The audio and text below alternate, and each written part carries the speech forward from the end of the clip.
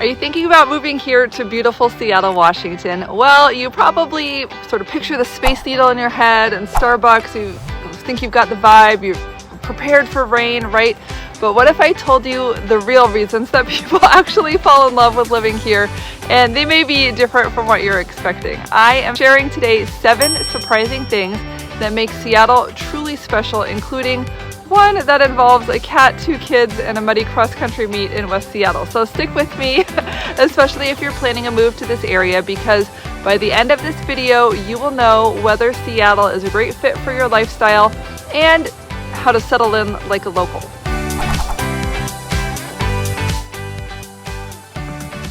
So number 1, there's outdoor living everywhere you look. Seattle doesn't just have parks, we live in them. With nearly 500 parks and over 6,000 acres of green space, the city of Seattle is designed for people who want to move, breathe, and play outside. My city here is an arbor city, so it's nice. If you have pets or kids, you'll probably spend some time outside most weekends, at least when it's not raining. So whether you're hiking in Discovery Park, paddleboarding on Lake Union, which is where we always take our out-of-town guests to go look at the houseboats, or maybe you're jogging around Green Lake to get in shape, right? You could play pickleball at your local neighborhood court. There is something for everyone and every energy level. Yeah, Seattle parks are huge. They are no joke, and they are full of beautiful, wild surprises just like the city. So number 2, here in Seattle, we are big pet people. Yes. Seattle, statistically speaking, actually has more dogs than children, and we have more cats than dogs. Overall, the area is very pet friendly, and there are a lot of places that you can take your dogs. I'm sure you could take your cats too. You can actually take your dogs. There are a lot of off-leash dog parks all over the place. Magnuson Park is a great one on Lake Washington. There's Bark at the Park games with the Mariners. In Soto, you can go have your corgi go do races in between the horse races at Emerald Downs in Auburn. So there are a lot of fun things to do, and again, like a very pet-friendly area. And number 3 is summers that you'll never want to leave. Okay, shh. I don't like to tell this to just everyone, but we have the best summers in the entire country. As far as I'm concerned, my dad is from Wisconsin, and he says that these are the best. I went to college in North Carolina. Their summers were really disappointing. There was all this humidity and rainstorms all the time. So right now, it's like it's May 30th. So we're almost in summer. It's probably 70 degrees out here. I'm in the shade. It's lunchtime. There's no bugs. There's no humidity. I could take this sweater off if I wanted to. The other day it was 79. Everybody was out wearing sundresses. So it's definitely the time when the blue skies come out. There's the song, the bluest skies you've ever seen are in Seattle. We learned that in music class in elementary school. I don't know. It's probably really old and not popular anymore, but that's probably going to be looping on my Instagram come next week. We'll watch for that. Trending audio. But yeah, it's really beautiful here. I don't know if you can see like all the sun on the lawn, the blue skies, everything. So it's just really lovely. It's perfect for sitting outside, be cool in the evenings, warm during the day, eat lunch outside. If it's too hot, you go in the shade. If it's too cold in the shade, you go in the sun. You can always adjust yourself, okay? And this is the weather from June through probably early September, when I would say about 80% of the days are picture perfect like this. Think low 70s. And we do have those warm days in April and May as well. And on the first hot day, like every girl and her sister will be out in her bikini at Green Lake or some park, lying on the grass, tanning, trying to refill our vitamin D stores and our batteries, and you're like, it's not that hot, sister, but it's a good excuse, it's a good chance to get out of the apartment, get seen, get noticed, get tan, right? Because we don't really have that many chances to tan, and we actually age really well here in Seattle, no wrinkles, because there's no sun damage, because the sun intensity is not that high. So you're not going to burn either. It's going to be fantastic. So trust me, when the sun shows up, Seattle absolutely shines. And number 4, I want to highlight education. We are a smart peeps over here, okay? So over 60% of the adults in Seattle actually hold college degrees, which makes this one of the most educated cities in the country.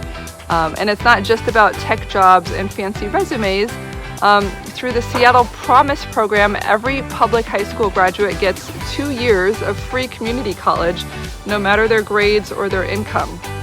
And this can also extend to high school students.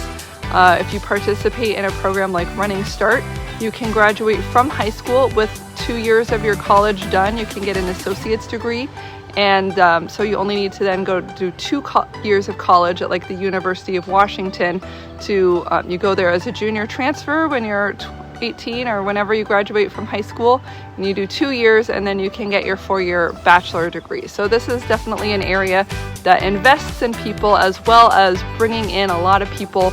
About 60% of our, maybe higher, 60% of our population is from out of state, out of the area. So we are bringing a lot of smart and well-educated people here to work in our very diverse and well-paying job market.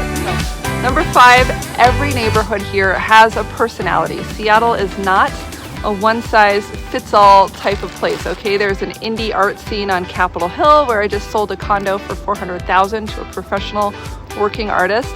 There are the classic craftsman's and Tudor homes of Ravenna's, where I just sold a 1930s home, which is really cute but ready for a remodel. And then there are, the charming homes of Ballard, which are now pretty much tall, skinny townhouses everywhere. But they've got a great bar scene. They have a great farmers market there. And every place that you go, it's going to feel a little bit different. So you need to know what's important to you as far as the neighborhood vibe. Do you want to be able to walk to coffee, walk to pubs, walk to a place where you're going to meet other dog owners? Like, you want to walk to the bus? Do you want to be driving? Do you want a big yard, right? What's the most important thing to you about the area that you're living? Is it the gardening, right? I really like vegetable gardening and like growing raspberries and stuff like that. So I wanted a place where I was going to be able to do that and not get shut down by a homeowners association, right? I have chickens, I had bees and rabbits in the past. So just depending on how you see yourself and your lifestyle, we will find the right place for you. That's part of what I do as a real estate agent. I help my clients. I'm kind of a matchmaker, right?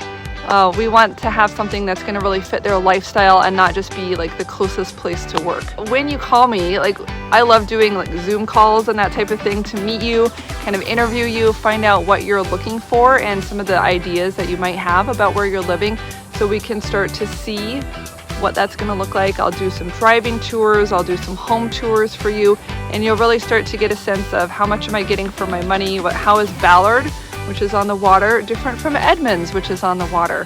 What about Kirkland, which is on Lake Washington on the east side by Bellevue, right? Every place has its own personality, and you might look at it on paper and say this is great, but when you get out there, you're going to find what the differences are. And I'm going to help you do that, because even if you're just getting a tall, skinny townhouse, there are a lot of those in all different neighborhoods. So you need to know what neighborhood you want to be in, and that is how I help match your lifestyle to your home. So number 6 is grocery shopping. Basically, grocery culture here is big. There are a lot of foodies in Seattle.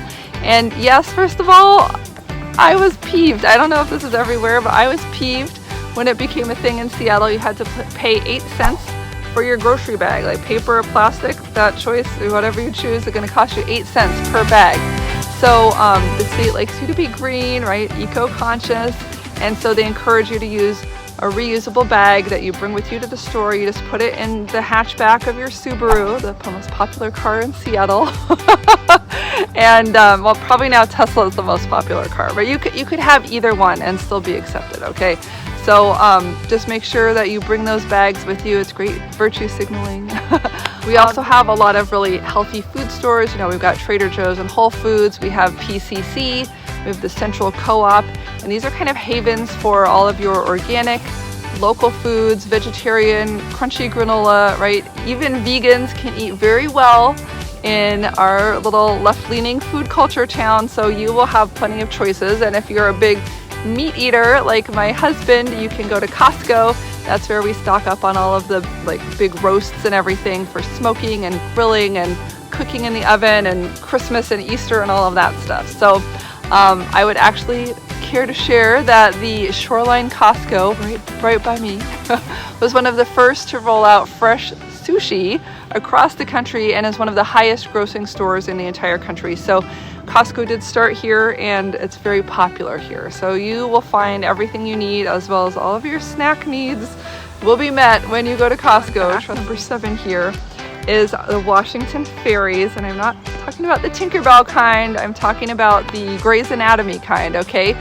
So we have boats that you can go in with just yourself or your car, and they're part of our public transportation system. Some people commute on ferries every day, go back and forth to Bainbridge Island from downtown Seattle, or there's the Edmond-Kingston ferry. Some people go over to Bremerton where there's a naval base. So it's very interesting to go on the ferry. If you are visiting town and you haven't been on one before, make sure that you go and see the ferry. You can ride it back and forth, or you can go over there and have lunch and drive around with your car and that type of a thing. And we actually have Orca cards, which are like bus passes, and they work for the ferry as well as the bus and the light rail and the sounder train and everything else. There's a lot of public transportation options here. And the light rail is kind of the newest, most hip one to go on at the moment. There's also the Sounder commuter train that goes a couple times a day along the Puget Sound coast from Everett to Seattle, and then you switch in Seattle to Tacoma. So there are a couple of different old-fashioned choo-choo trains as well as the light rail, which is elevated, and buses that connect you from wherever you're living to the light rail, or you can go there on the park and ride or take your bike, okay? They're really encouraging everyone to go on public transportation. We're really moving toward higher population density. We're putting more houses, more apartments near the bus stops and things like that. So if you like the idea of traveling on public transportation to get back and forth to work, there are a lot of options, and you can use King County's Trip Planner website, which I'll try to get into the show notes here, so that you can see how to get back and forth. You'll say, I want to start out here and I need to be at work by 8 o'clock in the morning. Like, what do you recommend? And they'll say, walk to this bus stop, take this bus, transfer to the light rail, and it's all set. It'll tell you when everything is going to come, and the same thing for getting back. Oh yeah, so I was going to talk about the panic that should ensue anytime that you imagine yourself driving your car in downtown Seattle, okay? There are steep hills, there are parking lanes in the middle of the street, there are bus-only streets, one-way streets that change at different times of day. There's no right on red at many intersections, there's bicycles going, there are scooters, there are traffic lights that are only for the bikers. It's very, very confusing. There's nowhere to park. Parking is very expensive. There are parking garages. But it can be a lot to deal with. So if you are planning on driving into work on a regular basis, you will figure this out. If you only drive there occasionally, it will be a nightmare every time. And that's okay. You can do it. If you're parking on a hill that's like this, don't park right next to someone because their car is going to ratchet back a little bit when they start accelerating. The trick is brake in the gas at the same time. Keep your foot on the brake and gently press the gas until the car starts to move, and then you can ease off the brake. But if you're doing a manual stick shift, God bless you on those hills, okay? Leave space between the cars. So anyway, that's another matter. You can figure it out if you get here, but just be aware that that is a thing, okay? So hopefully you still like the idea of moving to Seattle, and whether you're drawn here for the job market or the mountains or the culture or perhaps the cats, Seattle offers more than meets the eye. And again, I'm Realtor Emily Cressey with HomeProAssociates.com, powered by Keller Williams, Greater Seattle. And as a Seattle native, a real estate broker, a lifelong trail navigator, sometimes more successfully than others, I would love to help you find your footing when you get here. So if you're thinking about moving and buying a house, call, text, or email me anytime. We can set up a Zoom meeting and I will help you get oriented no matter what stage of the process you're in, even if you're very early, even if you don't know if you're moving here for sure, even if you have lots of questions and no answers, okay? We'll We'll grab a virtual coffee. Either you can come, or I've sold houses where people have never been out to see them before they bought them. Okay, that's an option too. And in that case, we'll really rely on video to help you get a feel for the neighborhood and feel confident about your next steps. So please look in the notes below for information about how to get in touch with me. And you can also subscribe to the channel, obviously, for more real estate advice and information about life in Seattle. Thank you so much for watching this one, and I'll see you in the next video.